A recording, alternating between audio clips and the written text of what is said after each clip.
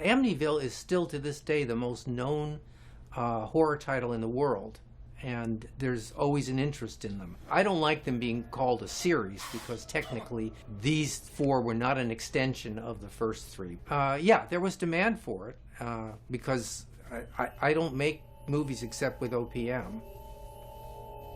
What's that mean? Other people's money.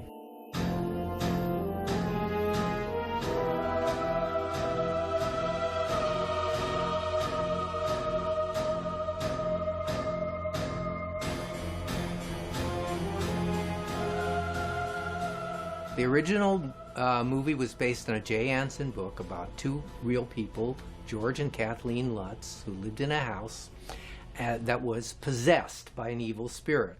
And the people that had lived in there before them were the DeFeo family, and the son of the DeFeo family went up to the attic, went insane, got a shotgun, and killed everybody. So the house was cheap to rent when the Lutzes moved into it.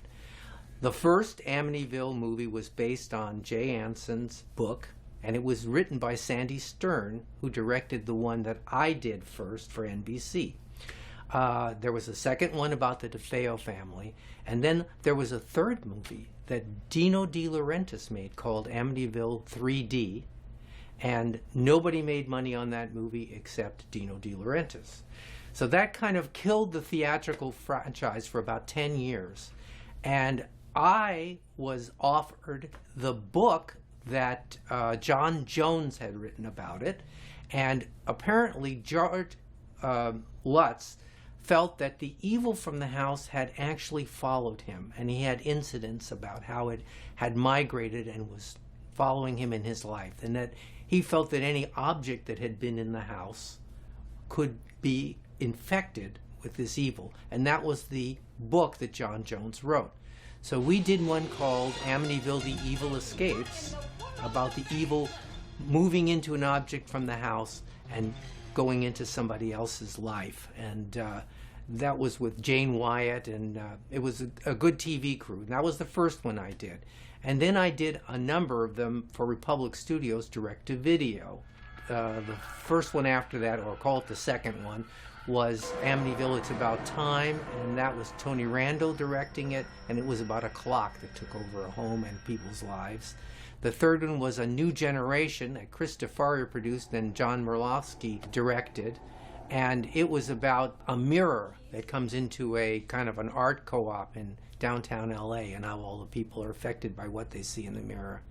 And then ultimately I did Amityville Dollhouse, which was about a dollhouse, and people move into a house, and this dollhouse that looks exactly like the Amityville dollhouse is in their house, and everything that happens in the dollhouse happens in their real life.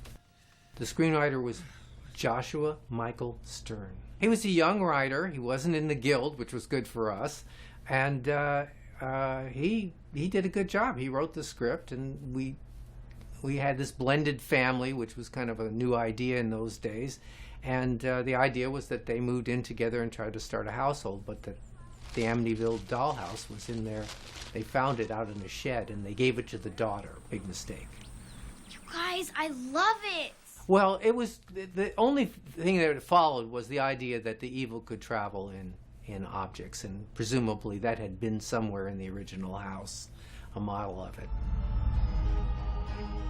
We always found a way to work the original house in, because that's the ID for the films, you know, the Amityville horror series.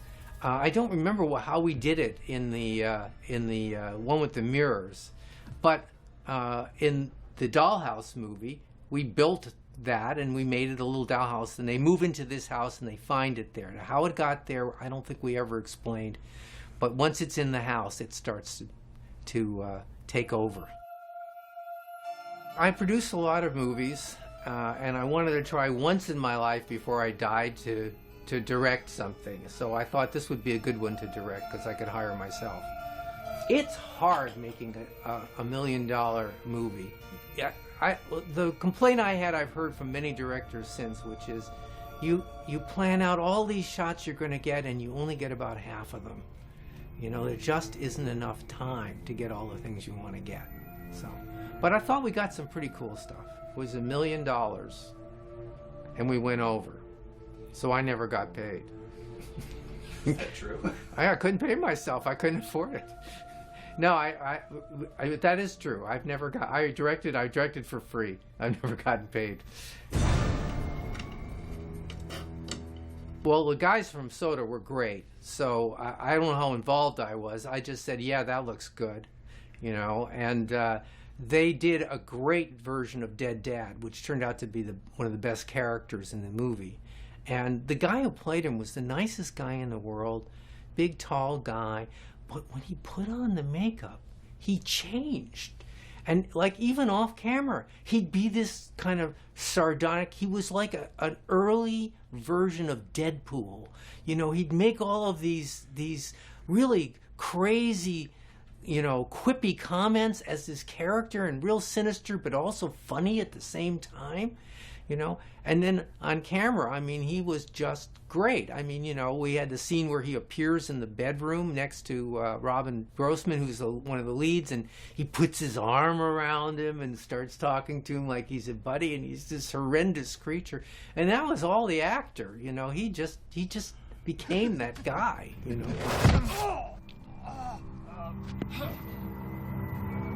You know, if you treat them like adults, and they're really good. Children are natural actors, you know, and you have to be able to relate to them. But I thought the boy was really, really good, and the girl was really good too. She was young to be in a movie, but they were just fine. Tom Calloway's a great DP for small budget horror movies, and he's done a lot of them. I never worked with him again because I never directed again. So, yeah, it did really well. You know, it's been in distribution for like 25 years, and people really like it. And some people really hate it, but those are people who, you know, they're all rating them against each other. So there's always this thing of like, is it as good as the first one? Is it as good as the second one? Is it as good as my favorite one?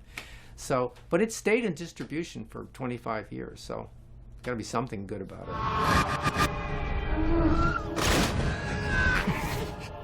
We had a right to remake the first one, and it was going to be made with a company that Roy knows called Renegade.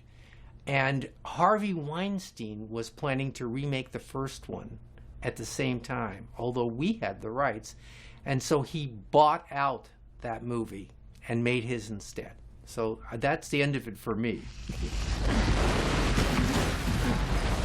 No, it's much harder than producing. It's a really hard job. You have to give up about a year of your life, and you have to be on it every minute. No, I was happy to do that movie, but I don't feel a need to do it again. Yeah, I'm really happy that I got to make those movies, and especially that they're still around.